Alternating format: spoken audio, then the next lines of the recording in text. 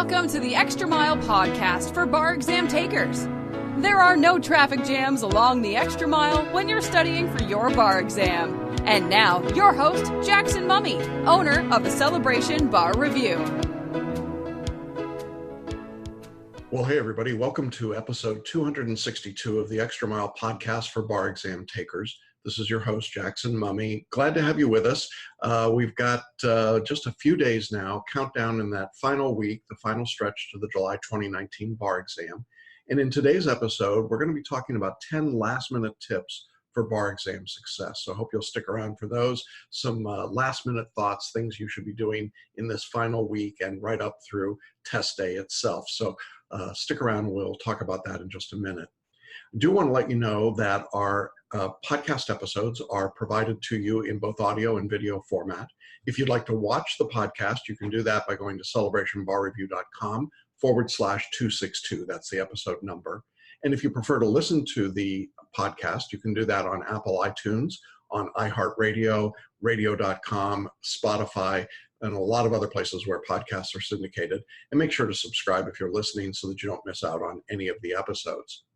If this is your first time on the podcast, we're glad to have you with us. We come to you every week about this same time to talk about all things bar exam related. And before we jump into today's message, I want to let you know that this episode is brought to you by our special webinar. It's called Do Something Different. Make the next bar exam your last bar exam.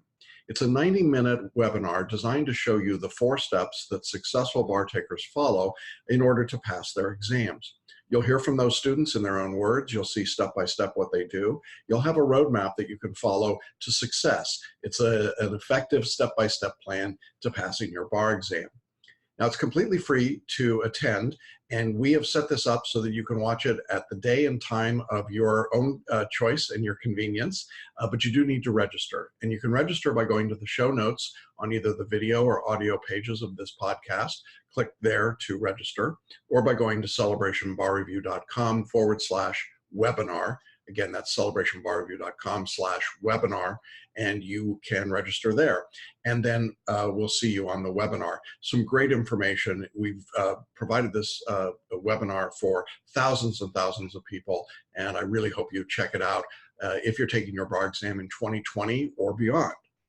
But of course, a lot of you today on the podcast are taking your exam in just a few days.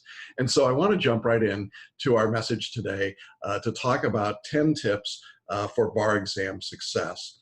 And you see, if you're watching the video, I've got a picture of one of the bar exam centers, I think probably in California behind me. It's really not, it could make you kind of a little shaky, can't it? Just looking at the room itself. And so I wanted to talk about 10 things that I think you can do at the very end of your studies to make sure that the days of the test go as well as possible. So let's get right into them. The first thing I think you want to do as soon as you're hearing or seeing this episode is to set a routine for yourself from now through the exam itself. And what I mean by setting a routine would be this. I want you to begin getting up every morning at the time when you will get up on Tuesday, Wednesday, or Thursday, if necessary, of the bar exam, and to do it in the time zone that you're going to be in. Many of you are changing time zones to take the exam. You should start living in that time zone right now. So set your morning routine for that time you're going to get up. Have the breakfast every morning that you plan to have on test day. Keep it simple, keep it nutritious, but do the same thing every day. If your normal morning routine is to go to Starbucks, you may not be able to do that on test day. So you want to break that habit and do whatever is going to be working for you at the test itself. Then I want in your studies that you set a routine that will match the bar exam. That is, I want you actually into your studies no later than 9 a.m. In the time zone that you're going to be taking the test. And I want you to do a 3-hour study session. Then when you're done with that 3-hour study session, I want you to take a break of an hour to an hour and a half. And then I want you to do a 3-hour afternoon study session. Now, obviously, that mirrors the exam format in every jurisdiction or nearly every jurisdiction. Then take a couple of hours for dinner and do any other additional studying that you're doing for that day, but no more than 3 hours. But go to bed at the time that you will go to bed on Monday night and Tuesday night and Wednesday, if that's applicable. So if you're a Texas bar taker, you've got a Thursday day of the exam, you're going to have 3 nights. But in any event, go to bed at the time that you're going to go to bed on exam days in the time zone that you're in. So why is it important to set a routine? You want to get into the sense of doing the same things every day so that you don't have to think about them, so that they're automatic, and so that your body has had a chance to adjust to all of those things. Along with setting the routine, what happens is it makes the test days seem more normal, more natural to you, less out of the ordinary. I think it's really difficult to be up all night in the week before the exam and then suddenly trying to get yourself to fall asleep at 10 p.m. on test days. Very difficult to make that switch. And I talk to lots of people who say, you know, I wasn't able to sleep during the bar exam. And I say to them, well, what kind of a sleep routine did you set before the exam? Almost invariably, they say I didn't have one. So this is an important step, and you can go ahead and do that. But start with that today. Don't wait a single day. Make sure that you use every day between now and the exam to set that routine. All right, tip number 2 is to plan your food. Now, I mentioned it briefly when I said figure out what you're going to have for breakfast. I should have said figure out what you're going to have for lunch and dinner as well. But the idea here is to plan your food for the days of the exam. In general, you should eat very simply and very plainly. There should be lots of high energy foods. You should avoid stimulants as much as possible. You should avoid carbs and sugars, things that are going to make you fall asleep in the afternoon. It's a good idea to figure out what foods are best for you and then pack those foods to bring with you if you're traveling to a hotel or somewhere else. Now, if you can't carry them on the plane with you, if you're not driving to your test location, then plan to get into that test site center and go find a grocery store and get the food that you need. One pro tip here: if you're staying in a hotel, call them today and demand, don't ask, demand to have a refrigerator in your room. This will make all the difference in the world to you, trust me. But what you want to do is get the things that you need to have your own breakfast. I think this is particularly important because it is very anxiety producing to sit in a large hotel restaurant on test day with other bar takers. The service is slow, you're anxious, there's way too much nervous energy in the room, it's just a bad situation, and the food is usually not very good. So figure out your own breakfast meal. For lunch, I would keep your lunch really, really simple. I'd keep it high energy, proteins, just enough carbs to keep you going, and really avoid sugars and stimulants as much as possible. For many of you, you'll be able to walk back to the hotel or where you're staying and have a good lunch. If you can't do that, pack something that can sit in the car if you've driven to the site, or have someone come and bring you your lunch if that's possible, if you're taking the test from home. It's a great idea to have a backup person, by the way, for the exam. The person that wakes you up in the morning, drives you to the test center, checks on you, prepares your meals if that can be done. If you've got that ability, go ahead and do it. Use them as a second to help you. But in any event, plan your food and plan your meals. I think I would say the same thing about dinner on Tuesday night that I would say about breakfast on Tuesday, Wednesday, or Thursday, which is if you can avoid the hotel, it's a good idea to do so. If you're in a situation where you are away from home, go to a restaurant away from the bar hotel. Go someplace quiet, don't drink, have a quiet, simple, easy dinner, and then go back to your hotel room and do some light studying before you go to bed for that night at the time that you've been practicing going to bed. Now, if you're in our course, you're going to do some photo reading, some warm up and practice and so on. But the point is that you want to make sure that your food plan is not something that throws you off your game. I've had way too many people tell me that they suddenly went crazy and started eating all sorts of foods that they'd never tried before, and then they got sick, or they had digestive problems, or they just felt out of sorts and didn't have the energy that they needed. Now, along with planning your food, I would also say plan your medications. If you are on any kind of medication, continue taking it. Do not stop taking a medication without explicitly talking to your doctor or medical provider, telling them what's coming up and telling them what you're planning to do. Again, I hear from people routinely who tell me, oh, I stopped taking my XYZ medicine for the 3 days before the exam and the exam itself because I didn't want to feel X. Well, that's really a bad idea. Unless you are a doctor, a medical professional, you shouldn't be self-dosing. And it's a real mistake to stop or start a medication during exam week and during the exam itself. So just as you plan your food, make sure you plan your medications. Make sure you've got the right medications that you need. Continue to take them all the way through. If you think there's some reason to not take your medications, talk to your doctor today. Get with them today. Talk about what you could do, what will work or not work. Maybe there's something else that you should be doing. So just plan ahead is really the point. All right. As important as that is, number 3 is probably less important, but causes way more controversy, and I just can't resist and help myself. Number 3 is dress for success. I know this drives people absolutely nuts, but here's my take on it. And I admit that some of this is coming from a curmudgeonly old man. I think you should dress for the bar exam like you dress going to court. Did he just say that? Yes, he did. You see, here's my view. The rest of your life, you're going to be dressed up when you go to work or when you go to court. I think the first day of the bar exam is the first day of the rest of your life. Why not dress like you're coming to go to work? So that means if you're a gentleman, you should be wearing a tie, a collared shirt. You could wear a sport coat if you want, but the point is that you're dressed up. Good slacks, not jeans. Certainly not flip-flops, and certainly not looking like you're one of the contestants on The Bachelorette. For the women, I think it means wearing your go-to-court clothes, your power suit, the things that make you feel powerful and affirming. Now, does that mean that your favorite Lululemon sweatpants or yoga pants are inappropriate? Probably. Just in the same way that the airlines think some of those clothes are inappropriate, the bar examiners tend to think some of those things are inappropriate. And there have been some amazing and outrageous things that people wear in the bar exam. And in fact, if you're watching the video and you're looking at the room behind me, which was taken from a bar exam, you notice there is no one dressed for success in that room. How many of those people would you hire the way they're dressed? Not very many of them. Certainly not to be a lawyer. So in my view, dress up. Now, here's what happens. I've said this for years, and I've had students who do it, and they come back and they go, oh my God, it was crazy. People are asking me questions because they thought I was a proctor. Proctors were coming up to me asking if I was a judge or a law professor. I mean, they treated me differently because I was dressed this way. People were not sure what to think about it. They were stunned. Some people thought, oh my God, was I supposed to dress this way for the exam? If you're not in Virginia, the answer was no, you're not.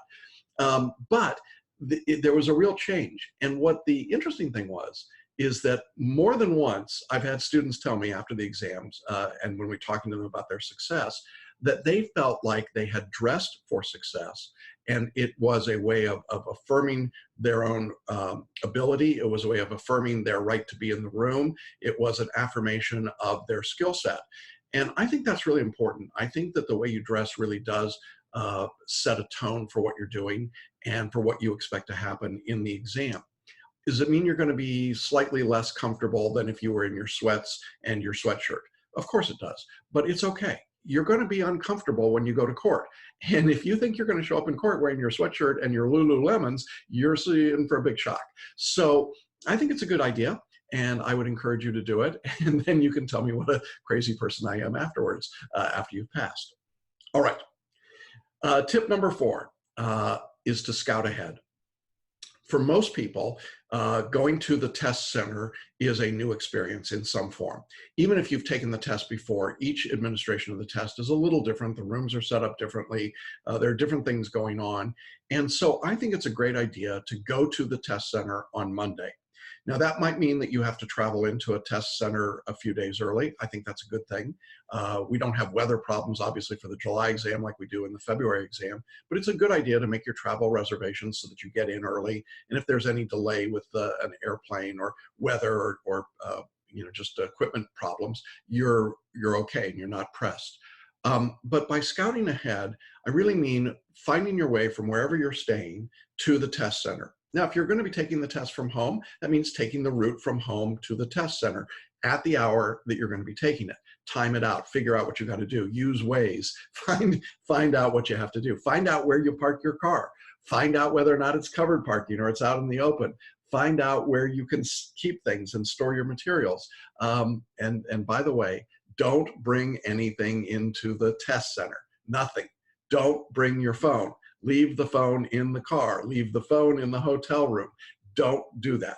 But I digress. In any event, I want you to scout it out. I want you to look around.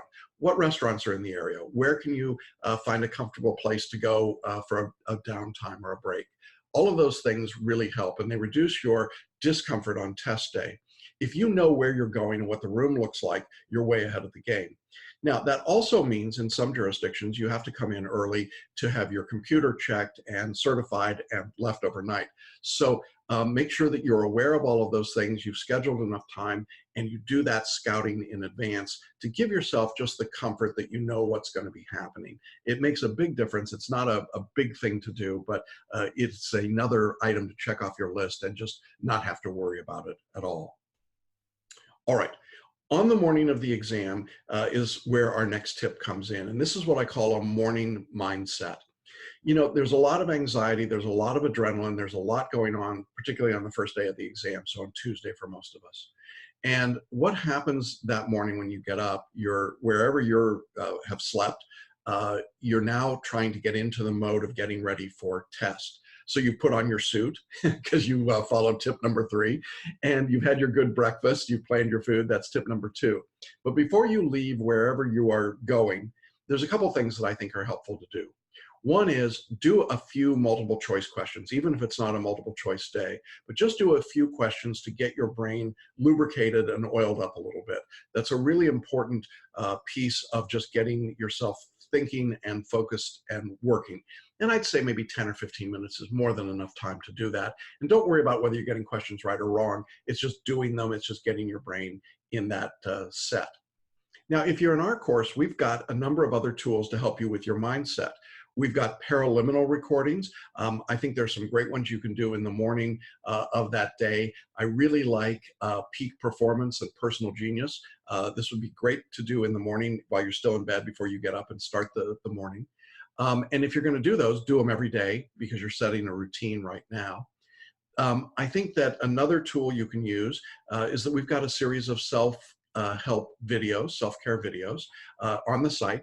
Go ahead and jump onto those and do one of them. There's a 5-minute drop-in, there's a circle of excellence, there's visualizing the new behavior generator. They're all relatively short videos. And I would do one of those in the morning before you leave for the test center. I think it's a good way to get your mind in that particular mindset. Now, if you're not in our course and you don't have access to these tools, find whatever tool helps you get into the right mindset for the test day.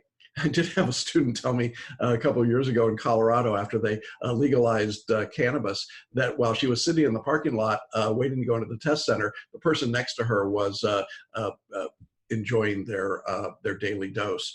And I don't think that's a great idea for the bar exam, but nonetheless, do what you've got to do to get yourself ready and in the right mindset for the exam. Take advantage of the tools if you're in our course that we provided for you, all of which, by the way, are legal in all 50 states. So morning mindset is really an important thing to do. And of course, give yourself enough time in the morning to get to the test center and be comfortable. All right, halfway through our 10 tips. Tip number 6, I call it stay in your lane and avoid the drama. Look, there will be drama at the bar exam. There is always drama at the bar exam. I can give you a few quick examples. There was an earthquake during a bar exam in California a few years ago, right in the middle of the test.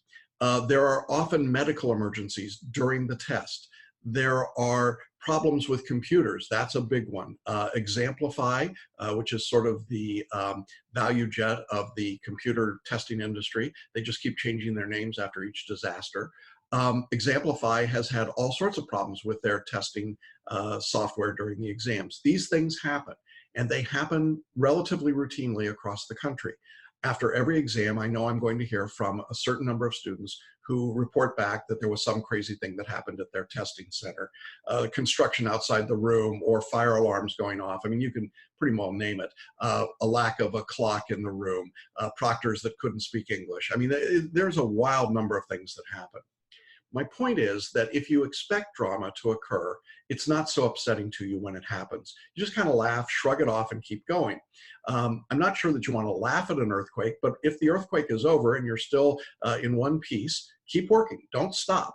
The examiners have not typically provided extra time anywhere in the country for any emergency. So whatever happens, just keep your head down, stay in your lane, and avoid the drama.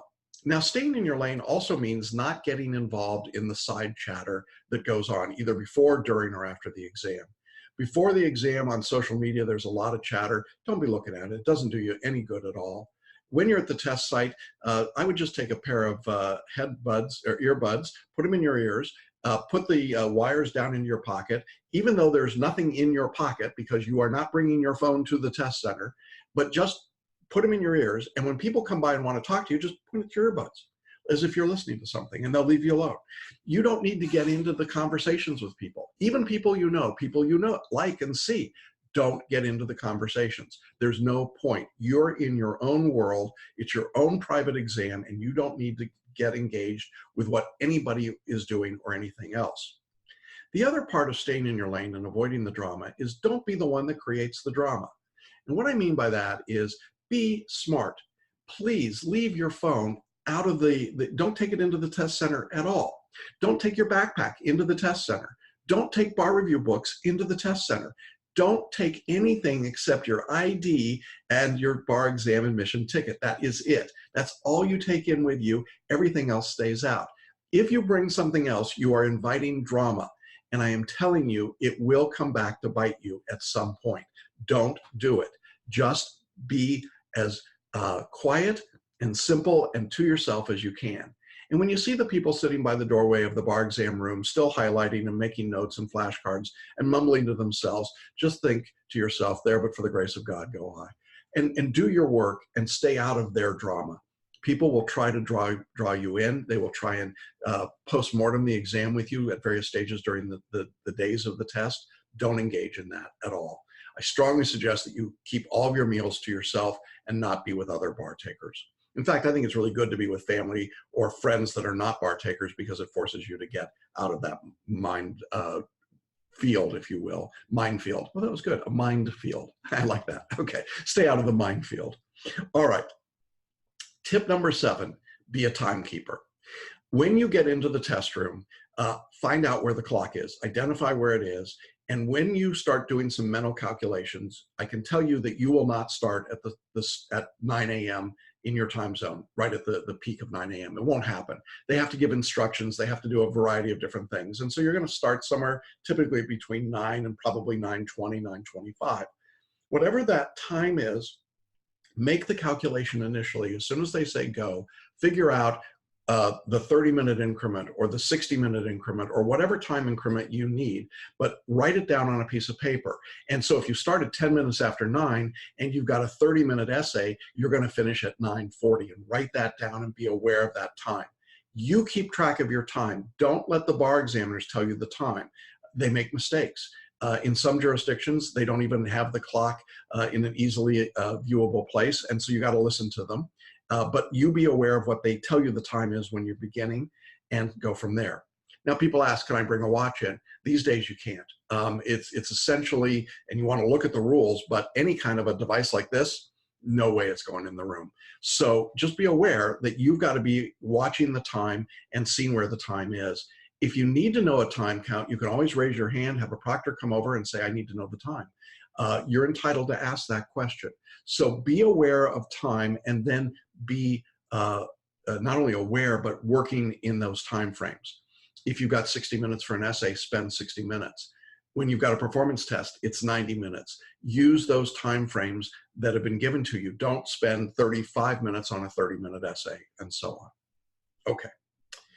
Number 8 also has to do with timing, but this is what I call scheduling a pit stop.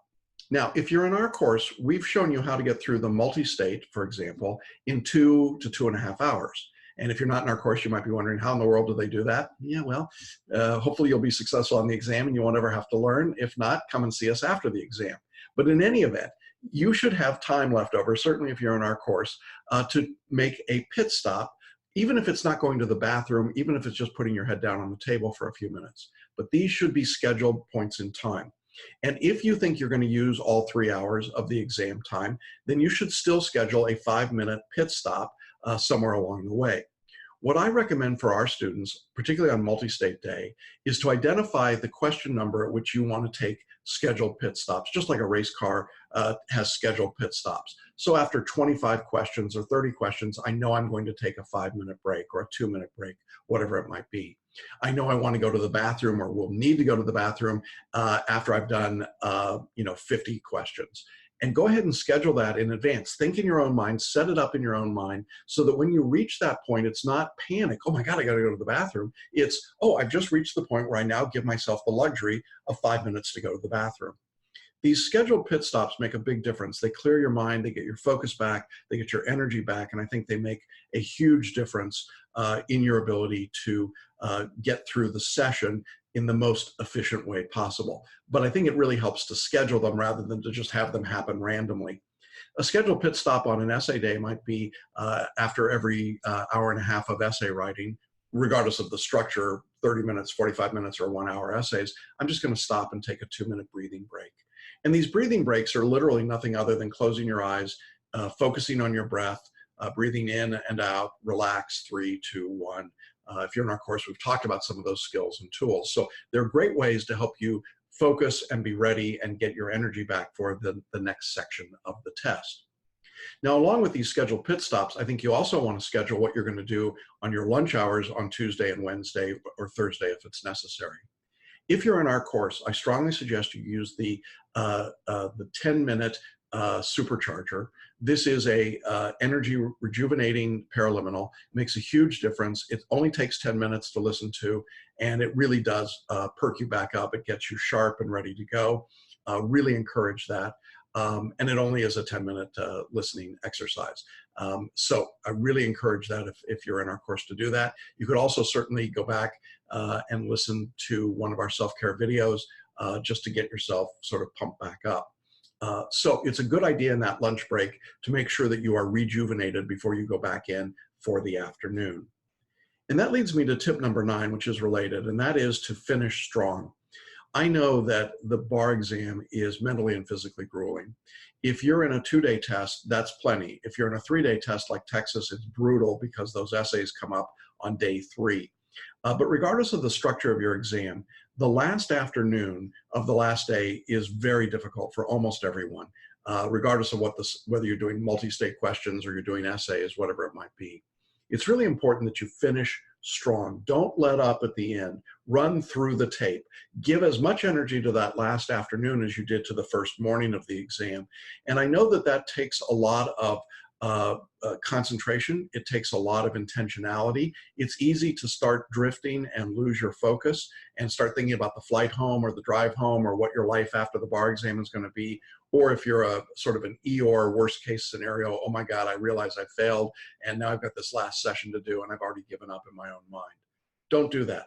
Finish strong. Finish with as much energy and enthusiasm and integrity as you can bring to the process. And one of the reasons for that is that I want you to walk out of the test with your head held high. You will have done everything you can do, and it will then be up to the examiners to make their own determinations.